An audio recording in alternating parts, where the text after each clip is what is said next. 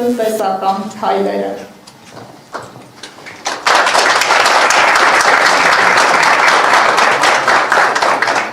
Բարև ձեզ, մեր անկախության 35-րդ տարին է և մեր երկիրը տնտեսապես աշխարհի 110-րդ աղքատ երկիրն է։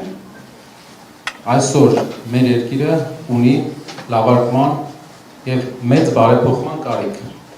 Բարեփոխումը մինչև այս մեր երկրի համակարգերը ձևավորվել էին ուրիշ օրակարգերի շուրջ։ Մենք գիտենք, որ առաջի 20 տարին մեր անկախության, 20-28 տարին անվտանգային օրակարգի շուրջ։ Դրանից հետո եկող 7-8 տարին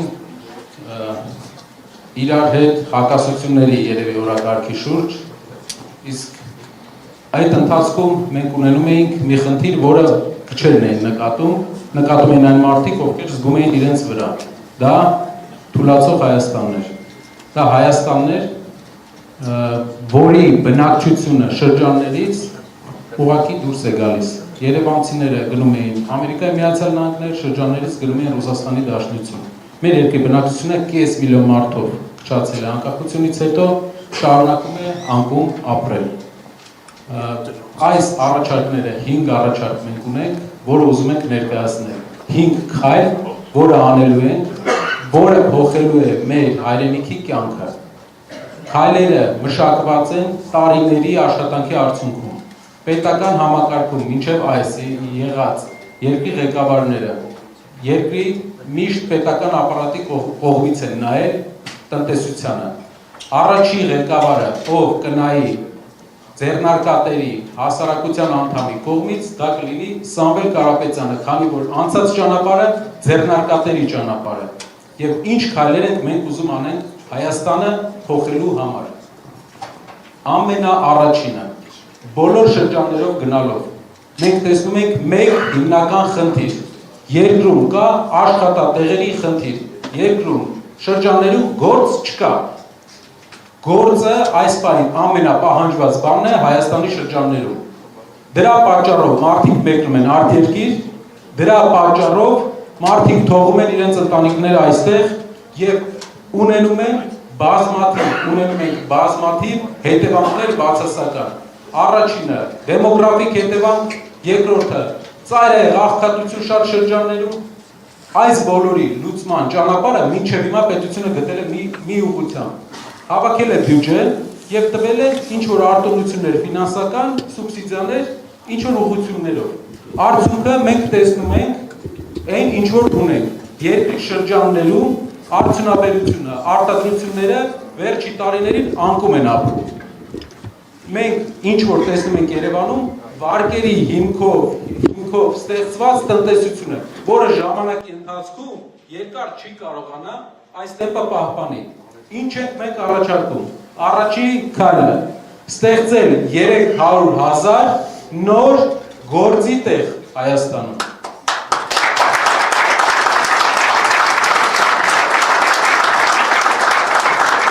Շատերը կասեն, բոլորը դա կարող են ասել։ Ինչպես եք դա անելու։ Սրա տակ կա մակրոտնտեսական ուղենշված քաղաքականություն։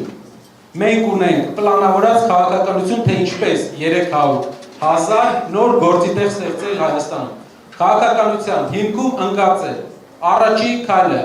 արդյունաբերականացում, վերաարդյունաբերականացում։ Հայաստանը երկար տարիներ զրկվել է իր արտադրող եւ ստեղծարար պոտենցիալից։ Մեր երկիրը դարձել է դրսից օգնություն ստացող, վարկերի հաշվին ապրող եւ ծառայություններով ինչ որ ձև յոլա գնացող երկիր։ Դինամիկ երկիր ունենալու համար մենք պետք է ստեղծարար տնտեսություն ունենանք։ Ստեղծարար տնտեսությունը դա արտադրություններն են եւ ծառայությունների արտահանումն է։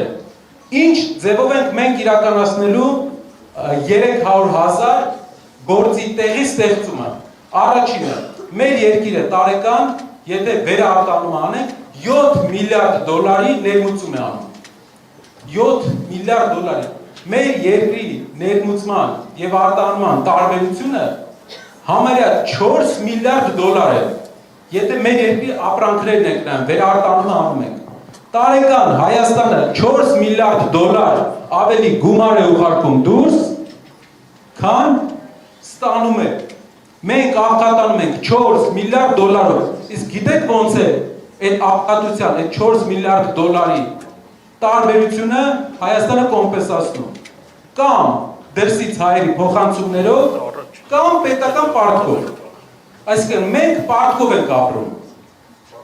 Վերցնում ենք Հայաստանի ներմուծման հիմնական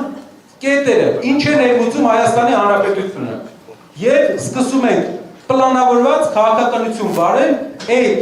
ներմուծման ուղղությամբ, որ գործարաններ ստեղծենք ներմուծվող ապրանքների ուղղությամբ։ Օրինակ, երկրում թիվ 2 ներմուծումը, նավթամթերքն է, բենզին, դիզել, մենք գիտեք, շատերը գիտեք, որ մենք առաջարկել ենք նավթավերամշակման գործարան Հայաստանում, որը հում նավթ կբերի, համարյա 2 անգամ, մինչև 2 անգամ էժան գներով, և կվերամշակի մեր երկրում։ Տարեկան կես միլիարդ դոլարի շրջանակություն ունեցող ընկերություն է դա, որպեսզի դուք հասկանաք, Հայաստանում ընդամենը քաջարանի պղնձե մոլիբդենայինն է, որը մեր տնտեսության լոկոմոտիվներից մեկն է, այդ մակարդակին։ Մյուս բանը, մեր երկիրը ներմուծում է մեծ քանակությամբ գազ, հիմա կասեք ոնց է գազը ստեղ արտադրելու։ Գազի հետ կապված մենք համարյա կես միլիարդ դոլարի մեր երկիրը գազ է ներմուծում։ Բայց մենք ունենք հարևան Իրանի Իսլամական Հանրապետություն, ում հետ ունենք մի պայմանագիր, որով Իրանը համաձայնվում է մեզանից գնել էլեկտրականություն և իսկ մեզ տա գազ։ Ինչ ենք անելու մենք։ Մենք վերցնելու ենք գազը Իրանի Իսլամական Հանրապետությունից, այստեղ մեր ջերմաէլեկտրակայաններ ենք ստեղծելու, որը հրազդանում ունենք, որը կստեղծենք նաև սահմանին Իրանի հետ։ Իրանը այդ տեխնոլոգիաներին չի կարողանում ունենա մուտք, քանի որ գտնվում է սահմանափակումների տակ։ Հայաստանը ունի մուտք։ Այդ տեխնոլոգիաներով, ջերմաէլեկտրակայաններով մենք կստեղծենք Իրանի սահմանին գազ էլեկտրականության դիմաց մեծ համակարգ, որը մեր երկիր կթողի տարեկան կես միլիարդ դոլար, որպեսզի դուք հասկանաք, դա իր քանակով էկվիվալենտ է ինչ է համեմատենք։ Երևի երկրի ամբողջ թոշակների համարյա մոտ է թոշակների ֆոնդի հետ։ Չեմ ասում ամբողջը շահույթ կլինի։ Դա շրջանառություն է, եւ եթե մենք մեծ արդյունաբերական պոտենցիալ, մեծ գեներացիոն պոտենցիալ ստեղծենք, մեծ հնարավորություն կունենանք գազ ունենանք անվճար գնով, այսինքն շահույթ այդ ջերմաէլեկտրակայանների։ Մենք ունենք տարեկան մոտ 70 միլիոն դոլարի թռչնի մյուս մսերի թռչնի ներմուծում։ Դուք պատկերացնում եք Հայաստանի գյուղերը ամբողջությամբ դատարկում են, Հայաստանը գնում է աշխարհի ծայրից թռչնի միսը բերում։ Բոլոր ուղղություններով, ներմուծման մեջ բոլոր ուղղություններով մեր երկիրը կարող է արտադրություններ ստեղծել։ Իսկ ով է ստեղծելու այդ արտադրությունները։ Հիմա կասեք պետությունը լավ կառավարիչ չի։ Ես էլ եմ ասել, որ պետությունը լավ կառավարիչ չի։ Բոլորս գիտենք։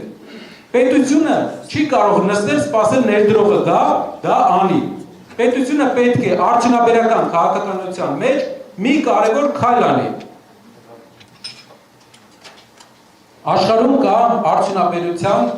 հեգեմոն երկիր։ Այս պահին այդ հեգեմոն երկիրը Չինաստանի ժողովրդական հանրապետությունն է։ Չինաստանը աշխարհի արդյունաբերության նշանակալի մասն է կազմում եւ ամենադինամիկ զարգացող արդյունաբերական երկիրն է։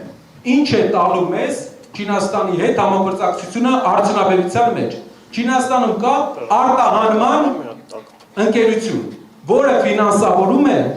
իր բոլոր գործարաններին, ովքեր, օրինակ, դուք գործարան ես ուզում ստեղծես քո երկրում։ Եթե չինական սարքավորումներով գործարան է ստեղծում, Չինաստանի արտահանման ընկերությունը ֆինանսավորում է շատ էժան գնով 70%-ը։ 70%-ը Չինաստանի արտահանման ընկերությունը ֆինանսավորում է, եթե դու օրինակ նավթավերամշակման գործարան եք ուզում, կամ պղնձամոլիբդենայինի հիմքի վրա պղնձի վերամշակման գործարան եք ուզում, 70%-ը ֆինանսավորում է։ Եթե օրինակ պղնձի վերամշակումը հաշվենք 250 միլիոն ԱՄՆ դոլարի բյուջե։ Մենք հասկանում ենք, որ 30%-ը այս բյուջեի կլինի մոտարապես 80-ի կարգի, 80-82 միլիոն։ Հայաստանում շատ քիչ բիզնեսմեն կա, որ 80 միլիոն կկարողանա ներդնի։ 4-5 հոգի են, որից երևի 2 հոգի կանոնավորված։ Ու այդ պատճառով մեր երկրում, եթե մենակ մի գործարանի մասին խոսեինք, կասեինք լավ, մի գործարանի համար ներդրող կգտնենք, բայց մենք անելու ենք տասնյակ, իսկ ինչ է անելու պետությունը այստեղ։ Օրինակ, 80 միլիոն ներդրման մոտավորապես 80 միլիոն ներդրման պարագայում։ Մեր պետությունը, որը 30%-ն է ներդրման։ Պետությունը վճարելու է, տալու է, աջակցելու է 15%-ը, իսկ ներդրողից պահանջելու է ևս ներդրում 15%-ը։ Առաջի հայացքից դուք տեսնում եք 40 միլիոն ներդրողը կարող է դնել, նա գիտի, որ պետությունը ևս 40-ի հետ դնում է եւ չինական արտահանման ընկերությունից, արտահանման ֆոնդերից ստանում է ֆինանսավորում։ Ինչ է սա տալու։ Պետությունը, հիմա կասեք պետության փողերը տանում ես բիզնեսներին ես տալիս։ Ոնց է պետությունը հետ բերելու այս գումարը։ 15% ներդրում անելուց հետո 15% ընդամենը ներդրում անելով։ Պետությունը բերում է 100% ներդրում իր երկիր։ Կարողացա։ Այսինքն պետությունը աջակցում է 15%-ով, մյուս 15-ը ներդրում է ներդրողը,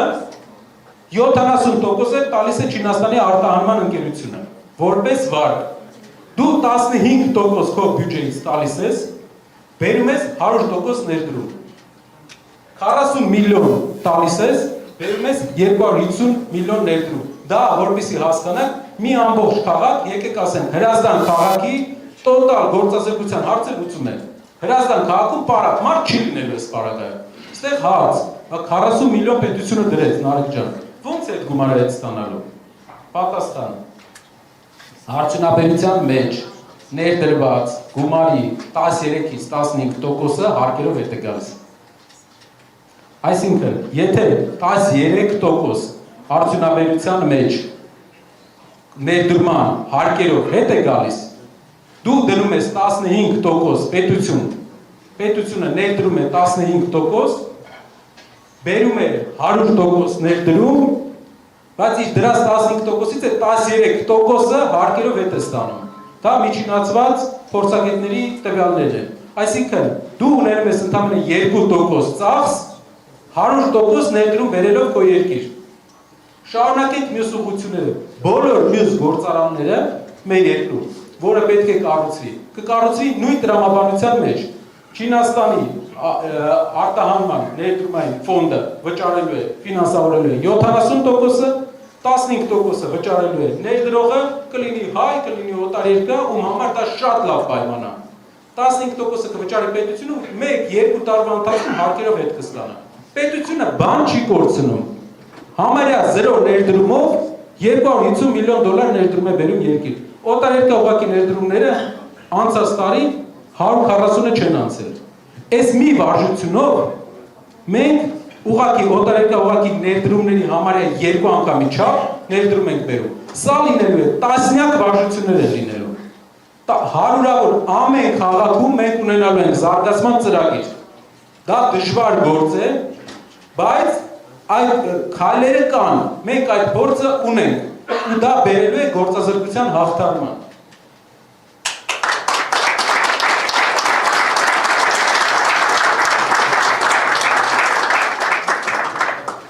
Երկրորդ կետը, որի մասին կուզեի խոսել, փոքր բիզնեսն է։ Փոքր բիզնեսը Հայաստանում մոտարապես 69,000 ընկերություն փոքր շրջանառության հարկով են հարկվում փոքր բիզնեսի ներկայացուցիչները, որպեսզի հասկանաք ինչ կարգի անտրամաբանական իրավիճակ է Հայաստանում այս պահին։ Վերջի 2 տարում փոքր բիզնեսի հարկերը կրկնապատկվել է, 5%-ից դարձել է 10%։ Հայաստանում 69,000 տնտեսվարող շրջանառության հարկով է հարկվում, 27,000-ը միջին եւ մեծ բիզնես է։ 69,000-ը վճարում է մեր հարկերին ընդամենը 2%։ Մեր բյուջեի ընդամենը 2%-ը վճարում է մեր ընկերությունների 70%-ը։ Մենք պետք է ազատենք փոքր բիզնեսին հարկերից, շրջարկից, որպեսզի հնարավորություն տանք նա զարգանա։ Ինչու ենք սա ասում։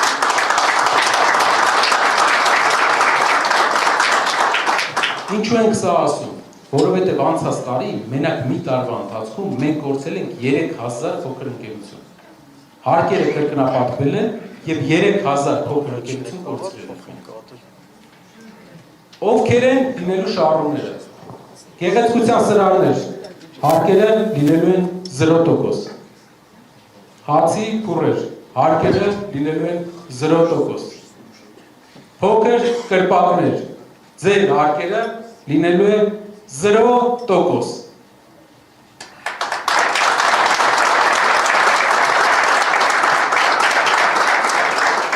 Երբ որ փողոցով քայլեք, բոլոր ձեռնարկությունները, փոքր արտադրությունները, փոքր խանութները, ինչ տեսնեք, այս փոփոխության արդյունքում իրենց հարկերը լինելու են 0%։ Միակ բանը, որ մենք խնդրում ենք,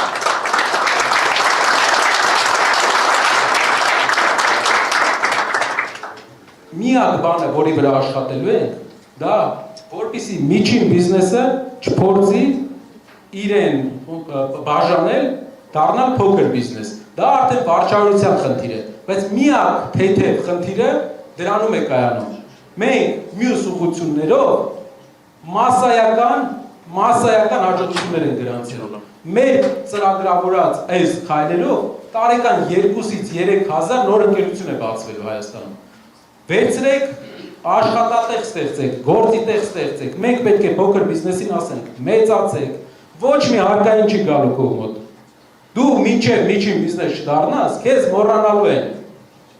ՀՏՄ խփիր, չխփիր, մոռանալու են այս ամեն ինչը, որովհետև ձեր վրա հարկայինը ամբողջ պոտենցիալով այսքան աշխատումը ընդամենը հարկերի բյուջեի 2%-ն է հավաքում։ Այդ 2%-ը ես ձեզ վստահեցնում եմ, 2-ից 3 կգտնենք մենք ուրիշ տեղեր, 2 չեն գտնի, 3 չեն գտնի, տասնյակ տոկոսներ։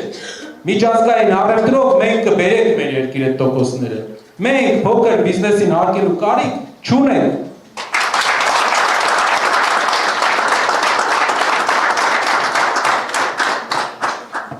Ունենք այստեղ, ես գիտեմ, մինչև ես խոսացել էինք, մեր հյուրերից մեկը օրինակ պատմեց, որ դուք ունեիք արտադրամաս լավաշի և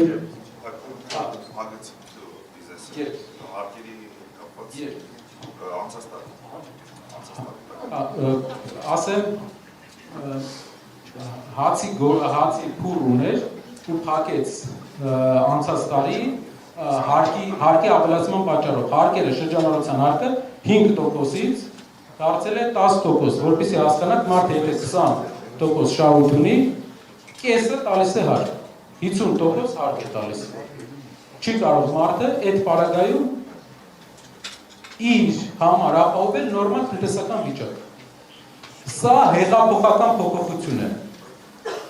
Հայաստանում փոքր բիզնեսը պետք է մոռանա, որ իր մոտ գալու է հարկայինը, գալու է քնչականը,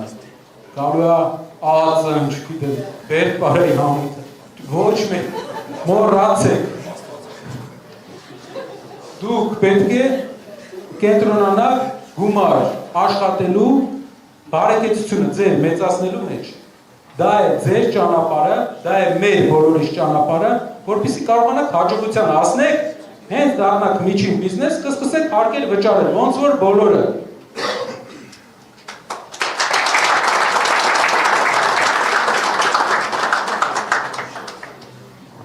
Մենք ժամանակի ընթացքում, այս 3-4 ամսվա ընթացքում կներկայացնենք մեր հասարակությանը, բոլոր շերտերին, թե ովքեր են ազատվելու հարկերից։ Բոլորը պետք է իմանան ու օգտագործեն այդ հնարավորությունը, որպեսզի զբաղվեն ձեռներեցությամբ։ Մենք պետք է լինենք ձեռներեցների երկիր եւ ստեղծարար երկիր։ Երրորդ քայլը ձեզ համար կարող է մինչև այս մակրոտնտեսական տարբեր լուծումների առաջարկում, այս մեկը բավականին մարդակենտրոն է։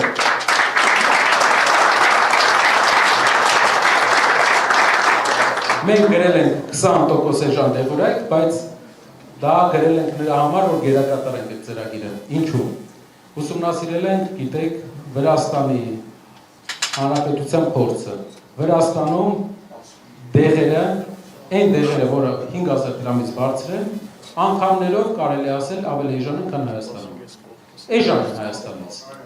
Ուսումնասիրել ենք փորձը, թե ինչու է Վրաստանում դեղագործական արտադրությունը էժան։ Չէ՞ որ հեռավորությունը մի քանի կիլոմետր է։ Պատասխան. պետությունը վարում է մի քաղաքականություն, որը կոչվում է ERP, այսինքն պետությունը գնում է եվրոպական այն երկրները, որտեղից որ գնում է դեղ վրացական գործարարը, բիզնեսը, եւ հաշվում է, թե այդ դեղի գնման պարագայում մինչև Վրաստան հասցնել, մինչև շահութունելա, ինչ վերին գին պետք է ունենա այդ դեղը։ Եվ դնում է վերին գին դեղի վրա։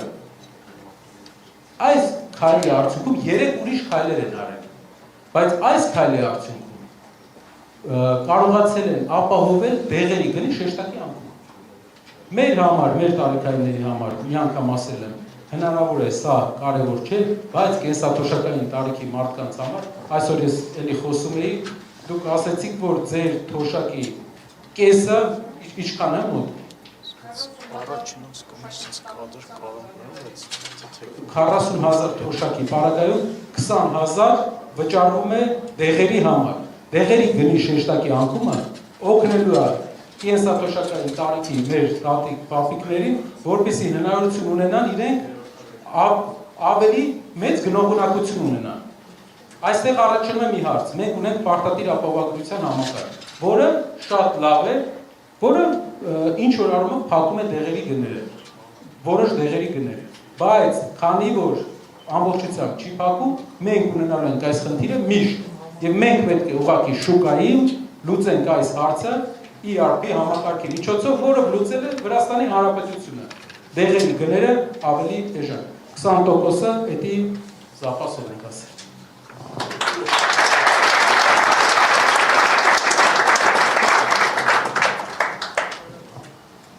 Չորրորդ կետը։ Գիտեք, մենք ծնվել մեծացել ենք գյուղում եւ ինչ ենք տեսել այդ ամբողջ ընթացքում։ Պետական մասնակցության համարյա 0%։ Պետությունը գյուղի հետ վարվելակերպ անկախությունից հետո շատ դժվար է ունեցել։ Մենք գիտեմ այսօր կխոսենք այդ մասին, ինձ թվում է ինձ հետ նաև կարող է հակաճառել, բայց ես վստահ եմ, որ մեր գյուղի հետ պետական քաղաքականության փոփոխություն է պետք։ Մեր գյուղը պետությանը չի զգում։ Պետությունը գյուղում ներկա չէ։ Որպես գյուղացի, ինչ անում գյուղացին։ Տարվա սկզբին նայում է, թե անցած տարի ինչքան էր բերքի գինը։ Ու հաշվում է, գնում է վարկ է վերցնում գյուղատնտեսական ու գնում է վճարպարտանյութի համար, սերմի համար, ամբողջ տարի աշխատում է, տանջվում է, գալիս է վաճառքի ժամանակը, սկսում է ման գալ, թե ում վաճառի։ Ես շատ եմ տեսել գյուղացիների հուսահատ դեմքեր, ովքեր բերք ունենալով չունեն գնորդ, ովքեր ամբողջ պրոցեսը անցել են եւ չունեն նորմալ գնորդ։ Անցած տարվա գների համեմատ շատ եմ տեսել դեպքեր, եւ գինը 2 անգամ կամ 50 դրամով, 60 դրամով ընկել է եւ մարդը անգամ իր ներդրածը չի կարողացել հետ ստանա։ Ինչն է պատճառը այս ամբողջ պրոցեսի։ Ինչու է մեր գյուղերում ապրելը անշահավետ, որովհետեւ մեր գյուղերի վրա մենք ծախսում ենք հարյուրավոր միլիոն դոլարներ տարբեր խելացի անասնագոմեր, այլ ծրագրերի վրա։ Մենք խելացի անասնագոմ ենք կառուցում, խելացի անասնագոմ, բայց ունենք 200,000 գյուղացի, որ կաթ է արտադրում։ Ֆերմեր է, իրենց կաթը 110 դրամով ենք առնում։ Էլ ինչու ենք ավելացնում արտադրությունը, եթե եղածինն ենք 110 դրամով անում։ Կարևոր բան, որ պետք է արվի, դա մթերման կայաններն են գյուղերում։ Ինչ է մթերման կայանը։ Մթերման կայանը միջնորդ է գյուղացու եւ ընկերության միջև, որը գնելու է։ Օրինակ, Արաբական Միացյալ Էմիրություններից գալիս են Հայաստան, գնալու են օրինակ Արմավիրի մարզ Այգեշատ գյուղասեն ինչքանով խաղ կառնենք, թե կգնան մթերման կայան, քանի որ մթերման կայանը ամբողջ շրջանով հավաքում է բերքը եւ մթերման կայանների հետ կպայմանավորվեն։ Իսկ ինչ է տալիս մթերման կայանը գյուղացուն։ Մթերման կայանը գյուղացուն տալիս է կանխատեսելիություն։ Տարվա սկզբում մթերման կայանը կնքում է պայմանագիր այն ընկերության հետ, ում վաճառելու է բերքը, եւ կնքում է պայմանագիր այն գյուղացու հետ, ումից գնելու է բերքը։ Եվ գյուղացին ունենալու է գնի վերջնականապես կանխատեսելիություն։ Չենք տեսնի են հուսահատ դեմքերը գյուղացիների, որ բերքը տանը չգիտի ինչ անի։ Բացի դրանից, երկրորդ բանը, մթերման կայանը մեծածախ գներով այսօր պարարտանյութը գյուղերում գնում են այսպես։ Վրաստանից մեկը ներմուծում է մեծածախ, տալիս է այդ շրջանի իր ներկայացուցիչին։ Շրջանի ներկայացուցիչը տալիս է շրջանի խանութին պարարտանյութը։ Շրջանի խանութը պարտքով, գյուղական լեզվով ասած, նիսյա տալիս է գյուղացուն, թանկ գնով։ Գյուղացին մի քանի տասնյակ տոկոս ավելի թանկ է վճարում պարարտանյութի համար, քան օրինակ հարևան երկրներում, քան մեծածախ գինը։ Դա ազդելու է վերջնական գնի վրա, հայկական ապրանքի վերջնական գնի վրա։ Մթերման կայանները ինչ են անելու, գնելու են գյուղացուց բերքը, բայց սեզոնի սկզբում էլ տալու են պարարտանյութ, որպեսզի մարդը ստիպված չլինի վարկ վերցնի։ Վարկը քիչ է վերցնում, պարարտանյութը էժանը վերցնում, դա փակում է բերքով։ Հայաստանի գյուղերի մեծ փոփոխությունը այս ճանապարհն է։ Մենք կարող ենք հարյուրավոր միլիոններ ծախսել, ոնց որ հիմա ծախսում ենք, եւ որևէ հաջողության մեր գյուղերում չհասնել։ Սիրուն ֆերմաներ կլինեն, բայց գյուղացին չի ապրի լավ։ Գյուղացին լավ ապրելու համար ինքը պետք է կարողանա պլանավորի իր կյանքը գոնե մի տարի առաջ։ Մթերման կայան, 4-րդ քայլ։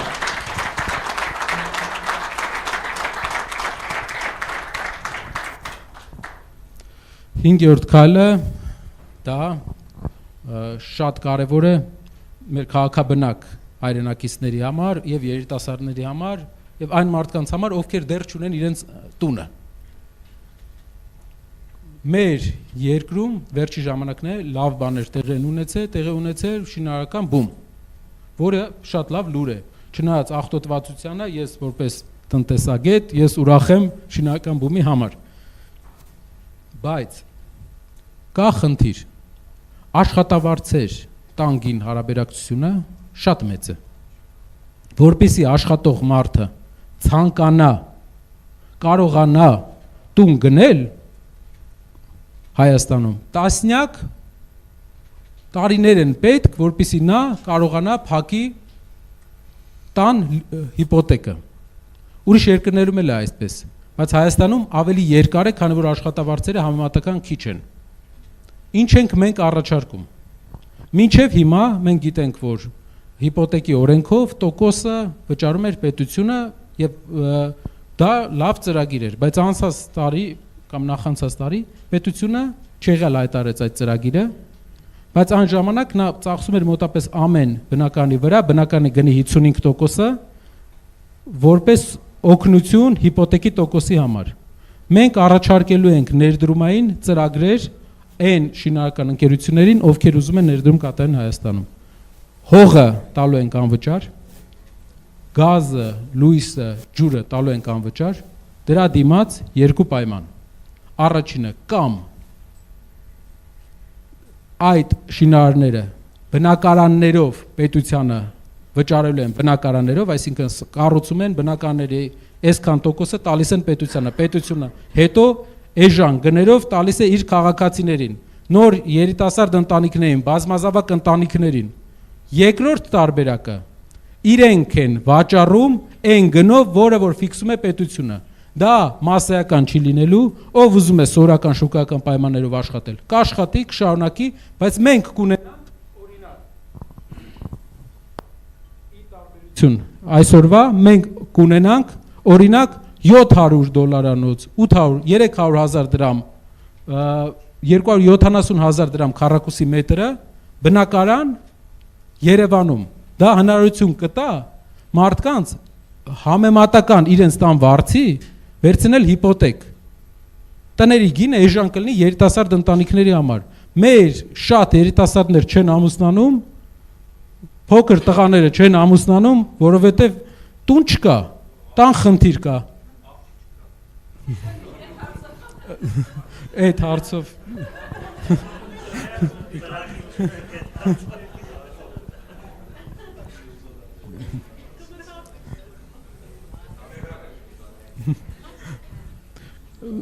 Երկրորդը դեմոգրաֆիկ։ Ըստ հարցումների Հայաստանում ընտանիքները երրորդ եւ ավել երեխա չեն ունենում, ունիկալ երկիր է Հայաստանը, ասեմ։ Հայաստանը աշխարհի միակ երկիրն է, ուր մայրաքաղաքում ավելի շատ երեխա է ծնվում ընտանիքներում, քան գյուղերում։ Ամբողջ աշխարհում գյուղերում ավելի շատ երեխա է ծնվում, քան մայրաքաղաքում։ Հայաստանը ուրիշ ունիկալություն ունի։ Հայաստանում բարձրագույն կրթություն ստացած ընտանիքներում ավելի շատ երեխա է ծնվում։ Գիտեք ինչու է։ Հասկանում են, մարտահրավերները, բոլորն են հասկանում, բարձրագույնները, միջնակարգել, բոլորը, մարտահրավերը մեր ազգի։ Մեր ազգը ունի մարտահրավեր, ապրելու մարտահրավեր, եւ դրա համար բոլորը, ով տեսնում է մեր պատմությունը, սերտում է մեր պատմությունը, հասկանում է, որ մեզ պետք են մեծ ընտանիքների համար, մեզ պետք են բնակարաններ, տուն, մարդկանց համար տուն, որը մենք ապահովենք այս ծրագրով, 5-րդ ծրագրով։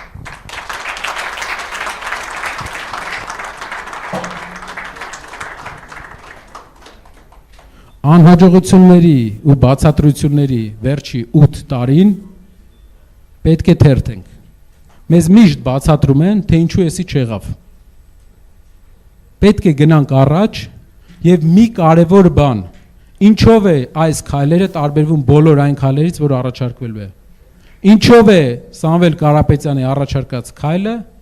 տարբերվում Փաշինյանի խոսքերից, խոստումներից։ Գիտեք ինչով, որտեվ Սամվել Կարապետյանը ինչ ասում, անում է։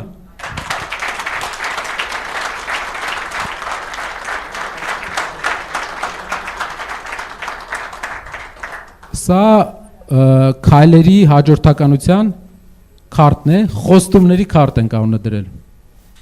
Խոստումը հայերը վախեցած են խոստում բառից, որտեղ ով խոստում ա տվել, ոնց որ վերջում լավ բան դուրս չի եկել։ Բայց սա քարտ է, որը հետագայում բերելու են մեզ ներկայացնեն եւ ասեն, այս 5 քայլերը ինչ եղավ, եւ մենք ասելու ենք, սա եղավ, սա եղավ, սա եղավ։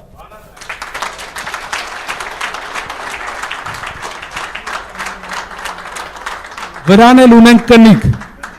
Սամվել Կարապետյանի կողմից կնիկ, որ վստահ լինեք, բերենք եւ ցույց տվեք։ Շնորհակալ եմ, հուսով եմ իմ պատմածը շատ բարդ չէր, կարծում եմ, որ բացի առաջինից բոլորը շատ հեշտ կարողացա բացատրեմ, առաջինը հնարավոր է մի քիչ բարդ ներկայացվեց, բայց առաջինի պարագայում էլ արդյունաբերականացման մենք ունենք ծրագիր եւ այդ ծրագիրն է միակ ճանապարհը մեր երկրի ուժեղացման